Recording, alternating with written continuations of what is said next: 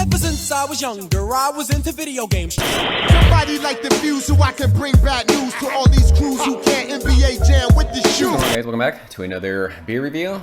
Little Team Old IPA time, my favorite time. This is a Monkish and Trillium collab, and it is called Pipeless Whirpool. It is a 10% alcohol by volume triple IPA. This beer comes courtesy of my man Nick. I appreciate you, sir. He sent this. This was actually canned on March 10th. So today's May 2nd, right? No, yeah, May 2nd. So almost 2 months old. When he sent this, he was like, you probably should sit on this for a while. And I've been sitting on it. And I totally forgot about it. And saw it in the fridge the other day. And I was texting with him. And he was like, hey, you going to drink that beer? And I was like, yeah, might as well. So, I mean, Monkish and Trillium, I love both of the breweries. Was it insert hip hop reference here when they did? I think that was Monkish Trillium. Was that triple IPA? I think it was. And that beer was absolute fire. So we're going to use our Monkish Trillium Tiku because it's the properest of glassware. This beer is, like I said, it's from 2 months ago. No idea if people still have it. Nick said it was pretty rough, fresh. But I guess people have said as it sat in the can, it's gotten better. Who knows? We all know that Monkish and Trillium were responsible for one of the worst beers I've ever had in my entire life. Never and again. But they've also made absolute fire collabs too. So who knows?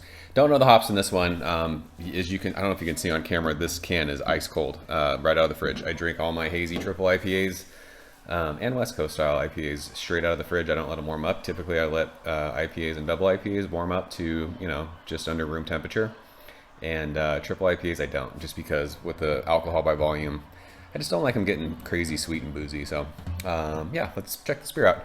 It's haze for days, looks like orange juice. There was about a finger of bright white head. It's dissipating quickly. You'd expect that with the 10% beer. But it looks like a Monkish beer. It looks like a Trillium beer. It's been a long time since I've had an actual Trillium beer. Like I'm talking probably a year, more than a year since I've had a Trillium beer.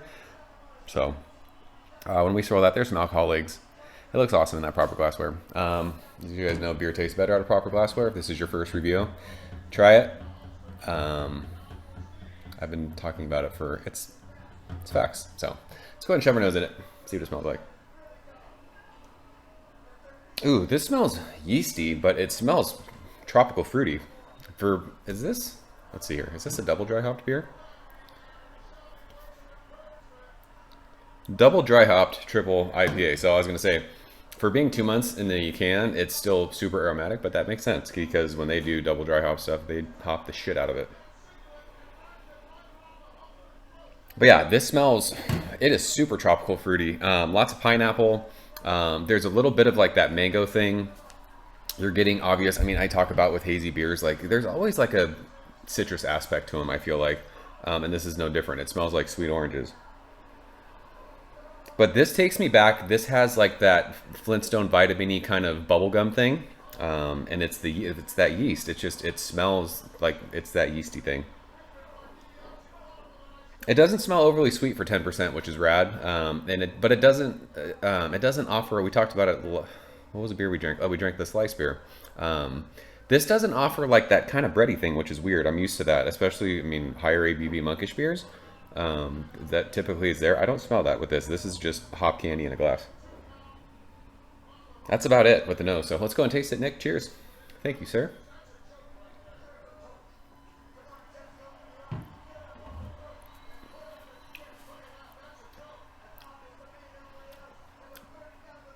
Wow.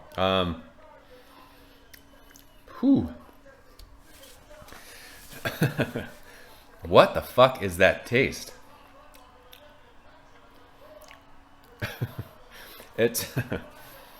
That's interesting. I was not expecting that at all. I don't understand why this tastes like this. This tastes nothing like it smells. This tastes like you're eating the skin. What is that? It almost, this is going to sound really weird, but if you've ever grilled something and there's been like a charred piece of whatever you're eating, and you took a bite of it and you get like that burnt, like charcoal fucking taste in your mouth, that's what, that's what this tastes like. I don't know what that is. It is crazy bitter too. That's so strange because it smells so good. Wow. It has that never and again, like crazy peppery, like eating like rotten mango skin or something. Fuck that. No. It's like, it's crazy how burnt tasting that is. It tastes like burnt food. Wow. It's, no, this is a no for me, dog. Damn. I mean, typically Monkish does no wrong. The only Monkish beers I've not enjoyed have been collaborations, and oddly enough, they've both been Trillium collaborations. So it is what it is with this one. We're not going to keep drinking this because it's disgusting. It's so fucking peppery, and like, it's almost like when you smell asphalt being poured, like that's what it tastes like. It's really weird. I don't know what that is. It's just so raw and over the top. Like it burns my tongue. I can't drink it. So we're going to leave it at that. This, I mean, it's weird because the Untappd check-ins, people were saying it's awesome. I don't know if it, I don't know. Should we take another sip of it? That's not good. It tastes like what a fucking ashtray smells like. Weird, really weird. So you win some, you lose some. And this one we lost. We'll take an L and move on to the next beer. So that's Pipeless Whirpool from Monkish and Trillium. I'm interested to see what people say about this beer because it's a definite no for me. So, Nick, I appreciate you sharing it. I mean, it's not his fault. I always talk about that. If there's a beer that I don't like, the person who shared it with me, they just shared a beer. They didn't make it. They had nothing to do with the way that this thing tastes. So, if you guys ever share beer with someone they don't like, don't feel bad. It's not your fault. I've given beers to people that they've hated, and I'm like, you know what? Fuck you. No more free beer for you. But yeah, so we'll leave it at that. I'm out here, guys. As always, thank you so much for watching. I'll see you very soon. Cheers. And thank you for coming behind the bar, in the arcade, all that shit.